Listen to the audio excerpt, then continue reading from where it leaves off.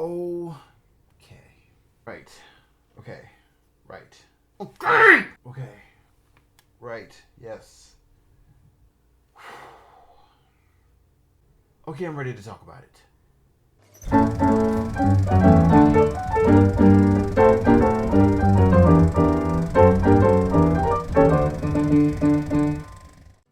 Hello, my name is Robert Higgins, and I am a filmmaker.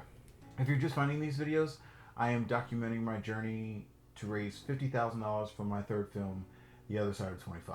And along the way, I'm going to be showing you guys how I got here by breaking down my current and previous films, starting with my first feature, She's in the Details. Previously known as the film that I will never ever show to anyone in my entire life, ever. Last week, I released the first 5 minutes of She's in the Details on my channel.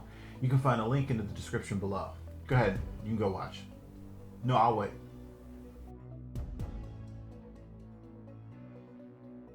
We good? Right, okay.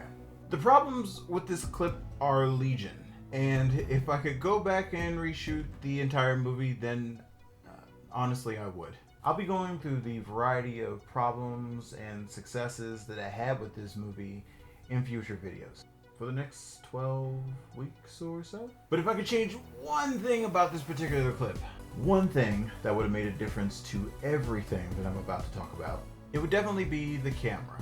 Here's a little bit of indie film history for you guys. In 2010, the options for affordable HD cameras for low-budget movies was pretty limited. Getting a good HD camera, or at least one that people considered to be good, was about $20,000, or roughly about twice the size of the budget of this movie.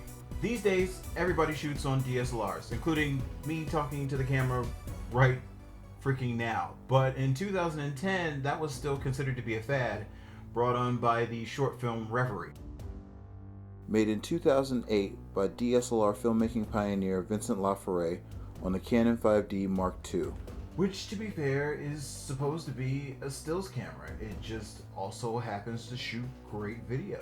The other camera we all really wanted badly was the Panasonic HVX 200. Used to shoot more than a few Hollywood films, including George Romero's Diary of the Dead, Jackass No. 2, and most famously Cloverfield, which shot reportedly about 1/8 of the movie on the camcorder. My first camera was a Panasonic DVX 100, and the HVX 200 was considered to be its bigger brother, except it was an HD.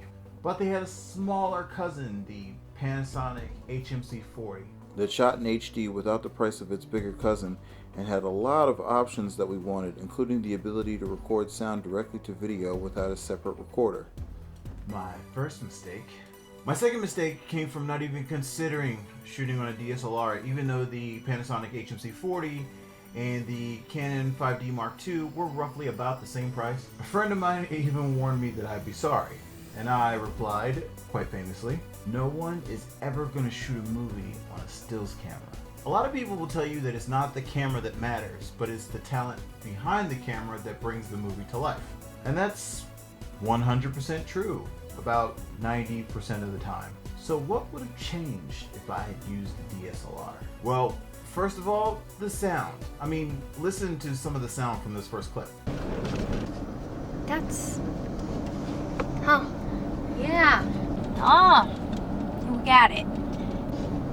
Jeez. Did you see it, Air? No, she didn't see it because she's...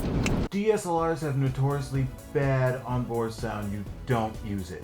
But the HMC 40 had the ability to record onboard sound, like good onboard sound, which is what we decided to do. Basically, it allowed us to be lazy. I took the easy way out and kept saying, that's okay, if it sucks, we'll just fix it in post. Which brings us to indie tip number 2. Never, ever, ever, ever, ever, ever, ever, ever say fix it in post. Because you can't fix it in post. All you can do is re-record dialogue in a process that's known as ADR. I'll be doing a video on that next week. Shooting on a DSLR would have focused us on trying to get good sound while we were still on set. Having good sound continuity, including getting background audio. It also would have affected how we shot the scene. You can see in this scene how we never show all the women together. That's on purpose because I wanted to show that each of these women is living in their own little world. but it also kept me from showing these subtle alliances and alternate relationships between the characters. In this scene, Georgia and Alyssa are the only two characters in complete friendship alignment, or basically the only two who aren't completely pissed off at each other. Naomi and Aaron are sort of there, but not really. I wanted to get shots like these to show this visually, but the HMC40 was too big to fit anywhere except on the dashboard. We got a car mount, a good one, but it never worked properly with the camera, so trying to get shots like this Required my cameraman to literally hang out the window of a moving car to get the shot. That's not an indie tip, but I would recommend that. It's pretty dangerous. Then there were just the limitations of the camera itself, like the very bad manual focus, so that trying to rack focus in shots like this, or trying to add depth to shots like this, next to impossible. The HMC40 was also terrible for low light shooting, and when we didn't have proper light, we got muddy images like this. And the only time we really unlocked the camera's awesome color potential was when we were in an actual studio with lots of beautiful LED lights that we could not afford ourselves. Which brings us to indie tip number 3. And really, the point of this entire video. Use the right tool for the job. Borrow, rent, or steal any equipment that you're unfamiliar with before you shoot. Well, okay, don't steal any equipment. Do your research. Reach out to folks in the know on Twitter or on Facebook. No matter who it is, you might be surprised at who responds. Research. Using a DSLR would have forced us to get better sound.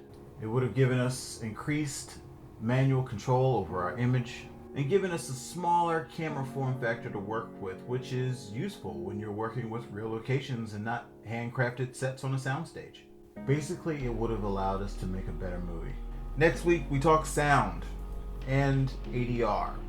I'll post the second part of She's in the Details on Thursday to prime you guys for that.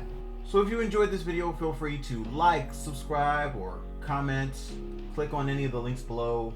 Even if you didn't like this video, feel free to like, subscribe, comment, or click on any of the links below. Thanks for staying with me on these videos, and I'll see you guys next week.